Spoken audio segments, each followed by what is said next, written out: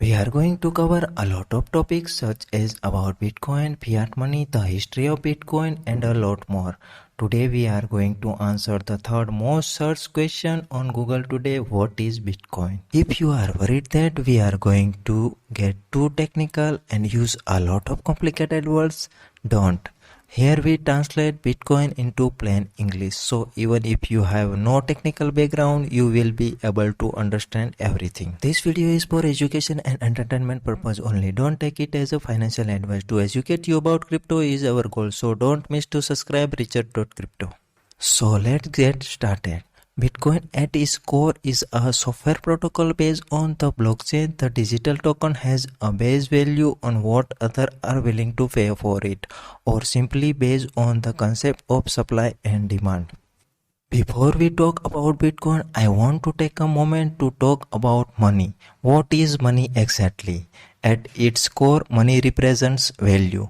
If I do some work for you, you give me money in exchange for the value I give you. I can then use that money to get something of the value from someone else in the future. Throughout history, the value has taken many forms, and the people use a lot of different materials to represent money. Salt, wheat, shells, and of course gold have all been used as a medium of exchange. However, in order for something to represent value, people have to trust that it has indeed valuable and will stay valuable long enough for them to redeem that value in the future. Up until 100 years ago or so, we always trust in something to represent money. However, something happened along the way and we have changed our trust model from trusting something to trusting someone. Let me explain. Over time, people found it too cumbersome to walk around the world carrying bars of gold or other form of money. So paper money was invented. Here's how it worked. A bank or government would offer to take possession of your bar of gold, let's say worth of $1,000. And in return, that bank would give you receipt certificate which we call bills amounting $1,000. Not only were these pieces of paper much easier to carry, but you can spend $1 on a cup of coffee and not have to cut your gold bar into thousands pieces. And if you wanted your gold back, you simply took 1,000 in bill back to the bank to redeem them for the actual money. In this case, that's gold bar. Whatever you needed, and so the paper money began its use as a money as instrument of practicality and convenience. However, as time progressed and due to microeconomic changes, this bond between the paper receipt and the gold it stand for was broken by the 37th President of US Richard Nixon on 15th August 1971. Before that, the government can print as much money as much gold government has actually for reserve. Now to explain the path that led us away from the gold standard is extremely complex, but sufficient to say that government told their people that the government itself would be liable for the value of that paper money. Basically, we all said let's just forget about gold and trade paper instead. So people continue to trade with receipts that are backed by nothing but the government's promise. And why did that continue to work? Well, because of trust. Even though there is no actual commodity backing the paper money, people trust the government, and that's how the fiat money was created. Fiat is a Latin word that means by decree, meaning the dollars or euros or any other currency for that matter have value because the government order it to. It's what is known as a legal tender. Coin or banknote that must be accepted if offered as a payment, so the value of today's money actually comes from a legal status given to it by a central authority, in this case the government. And so the trust model has changed from trusting something to trusting someone, in this case the government. Fiat money has two main drawbacks. It is centralized. You have a central authority that control and issue it, in this case the government or central bank, And two, it is not limited by quantity. The government or central bank can print as much money as they want, whenever needed, and influence the money supply on the market. The problem with printing money is that because you are flooding the market with more money, the value of each dollar drops, so your own money is worth less. When you see the prices rising throughout the years, it's not necessary that prices are rising as much as that the purchasing power of your money is dropping. You need more dollars to buy something that used to cost less. Once fiat money was in place, the move to the digital money was pretty simple. We already have a central authority that issues money, so why not make money mostly digital and let that authority keep track of who owns that? Today, we mainly use credit cards, wire transfers, PayPal, and other forms of digital money. The amount of physical money in the world is almost negligible, and it is getting smaller with each year that passes. So if money today is digital, how does that even works? I mean, if I have a file that represents a dollar, what's to stop me from copying it a million times and having $1 million?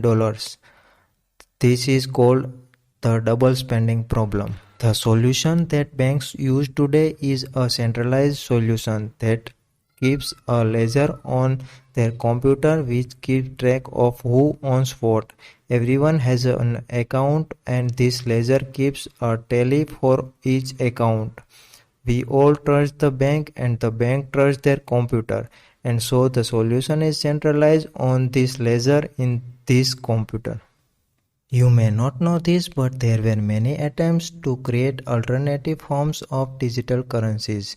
However, none were successful in solving the double spending problem without a central authority. Whenever you give anyone control over the money supply, you are giving them enormous powers, and this creates three major issues. The first issue is corruption. Power corrupts, and absolute power corrupts absolutely.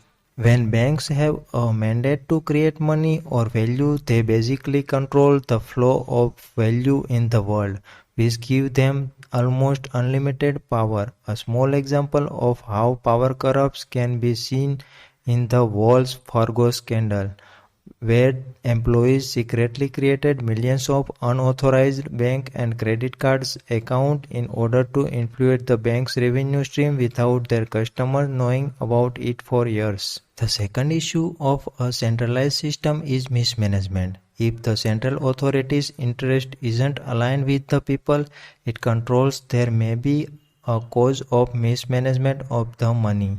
For example, printing a lot of money in order to save certain banks or institutions from collapsing, as what happened in 2008. The problem with the printing too much money is that it causes inflation and basically erodes the value of citizens' money. One extreme example for this is Venezuela, where the government has printed so much money and the value of it has dropped so much that the people are no longer counting money but they are weighting it instead. The last issue is control. You are basically giving away all control of your money to government or bank. At any point in any time, the government can decide to freeze your account and deny you to access your funds.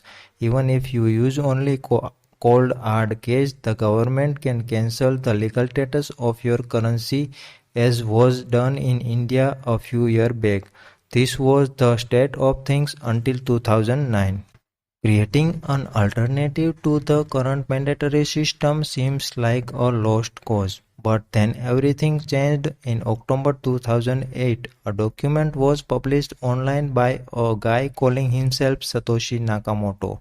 The document, also called a white paper, suggests a way of creating a system for decentralized currency called Bitcoin. On January 3rd, 2009, Satoshi Nakamoto mined the first block called the Genesis block and was rewarded 50 bitcoins. This system claimed to create digital money that solves the double spending problem without the need for a central authority.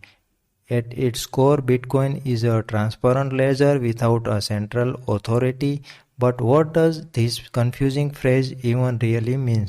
Well, let's compare Bitcoin to the bank. Since most money today is already digital, the bank basically manages its own ledger of balances and transactions. However, the bank's ledger is not transparent and is stored on the bank's main computer. You can't sneak a peek into the bank's ledger, and only the bank has complete control over it. Bitcoin, on the other hand, is a transparent ledger. At any point in time, I can sneak a peek into the ledger and see all of the transactions and balances that are taking place. The only thing you can't figure out is who owns these balances and who is behind each transaction. This means Bitcoin is pseudo-anonymous. Everything is open, transparent, and trackable, but you still can't tell who is sending what to whom. Let's explain this with an example. You can see on your screen certain rows from Bitcoin ledgers. We can see that a certain Bitcoin address sent 10,000 Bitcoin to another Bitcoin address in May of 2010. This specific transaction is the first purchase that was ever made with Bitcoin, and it used to buy 2 pizzas by a guy named Lazo. Lazo published a post back in 2010 asking for someone to sell him 2 pizzas in exchange for 10,000 bitcoins. Well, someone did, and now the price of these 2 pizzas is worth well over $100 million today. Bitcoin is also decentralized. There is no one computer that holds the ledger. With Bitcoin, every computer that participates in the system is also keeping a copy of the ledger known as blockchain. So if you want to take down the system or hack the ledger, you will have to take down the thousands of computers which are keeping a copy and constantly updating it. Like most money today, Bitcoin is also digital. This means there is nothing physical that you can touch in Bitcoin. There is no actual coins. There are only rows of transactions and balances. When you own Bitcoin, it means that you own the right to access a specific Bitcoin address record in the ledger and send funds from it to a different address. So what does all this mean? Why is Bitcoin such a big news? Well, for the first time since digital money came into existence, we now have an alternative to the current system. Bitcoin is a form of money that no government or bank can control. There can never be more than 21 million Bitcoin in existence. This creates a finite supply. Bitcoin is the internet of money, and it's offering a decentralized solution to money. Bitcoin has several advantages over the current system. First, it gives you complete control over your money. With the Bitcoin, you and you alone can access your funds. How you actually do this will be explained in later video. No government or bank can decide to freeze your account or confiscate your holding. Bitcoin also cuts a lot of middlemen from the process of transferring money. This means that in many cases, Bitcoin is cheaper to use than traditional wire transfer or money orders. Also, unlike fiat currencies, Bitcoin was designed to be digital by nature. This means you can add additional layer of programming on top of it and turn it into smart money. But more on that in later video. Finally, Bitcoin opens up digital commerce to 2.5 billion people around the world who don't have access to current banking system. These people are unbanked or underbanked because of where they live and their reality that they have been born into. However, today with a mobile phone and click of a button, they can start trading using Bitcoin, no permission needed. In summary, Bitcoin is a digital token validated by a secure decentralized software network that runs on computers all around the world known as miners. These miners ensure people can buy and sell Bitcoin securely, and for their trouble, the miner get rewarded with a small amount of new Bitcoin. There can only ever be 21 million Bitcoins in existence, and due to that limited supply, as more people want to buy Bitcoin, the price goes up and up until more people are willing to sell it. At given price depends on supply and demand. No one really knows what's going to happen to Bitcoin or its price. We already have video in our channel about how Bitcoin works and how to use it, about Bitcoin mining, Bitcoin wallets, and how to buy Bitcoins and much more.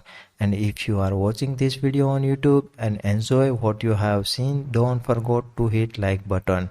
Then make sure to subscribe Researched.crypto for notification about new video. Thanks for watching and we will see you in the next video.